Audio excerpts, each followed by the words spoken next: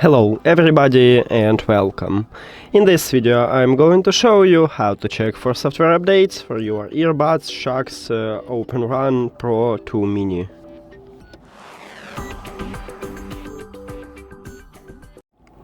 You have to start by open SHOKZ application, and of course you need to add your earbuds to the app. Then you will see the same menu and you need to go to the settings at the right top.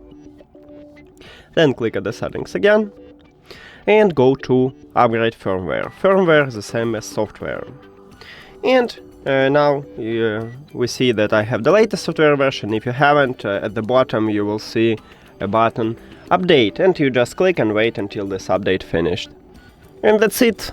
Thank you for watching this video. If you found it helpful, please consider subscribing to the channel and leave the like on the video. See you later!